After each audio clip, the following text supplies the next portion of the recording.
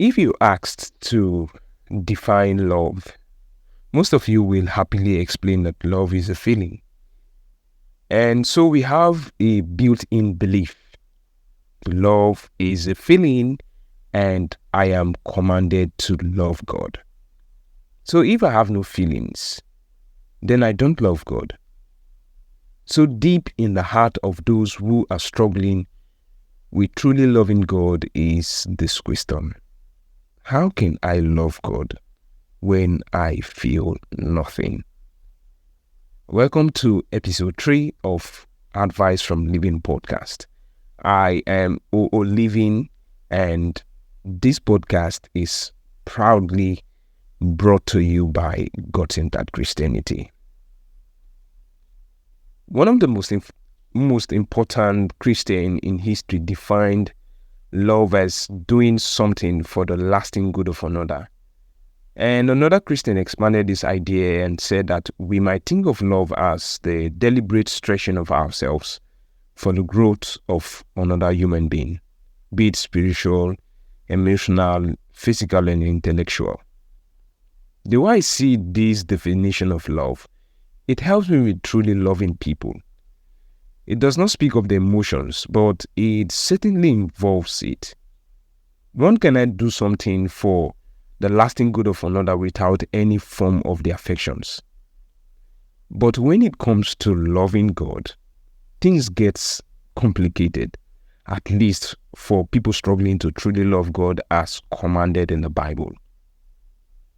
You don't have to think much to realize that the two definitions of love I cited earlier does not and cannot apply to God.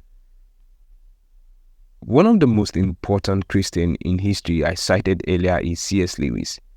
In his book, The Fall of, Lewis clarifies the distinction among 4 kinds of love.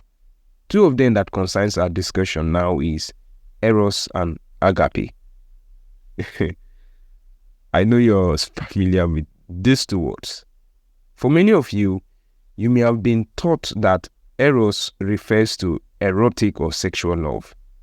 Without any doubt, it includes that, but it involves much more. Lewis defined it as that love in which the object of the love is also the source of the love. In experience, if a man says he loves his wife because she's humble and submissive, that is Eros love. The man loves his wife because of something already in her.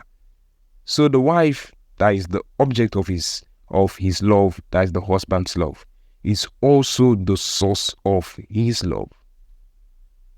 Agape, on the other hand, is not like that at all. When a faithful husband nurses his wife through a long illness lasting several years, it is not primarily what she has. It is not primarily what she is that inspires his loving service, but likely something she needs.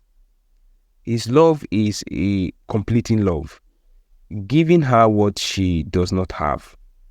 In this case, the object of his love is not the source of his love, but God. When we are called to love people, it is often a call to both Eros and Agape love. To love them for who they are, but also to love them by giving, completing what they lack. But God is perfect. He does not need anything and will never need anything. We cannot complete him by giving him what he lacks. In that sense, loving God isn't Agape, but Eros. It has nothing to do whether we feel it or not. God is the source of loving God. He, the object of my love, must also be and increasingly become the source of that love. Irregardless of how I feel, I love God because he is revealed in many cases by what he does in me, for me, and through me. I can love him only as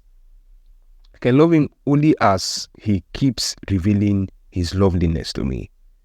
In fact, our affections for God increases because we know more of God.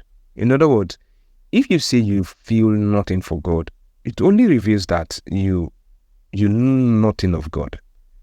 So it is knowing God more and more that we can develop affections for him more and more. You cannot love whom you do not know. My advice concerning what to do to love God when you feel nothing is this: strive to know who God is every day. Think on this verse. So be very careful to love the Lord your God. Joshua 23 verse 11. I hope this episode has inspired you to love God more this season. See you in the next episode. God bless you.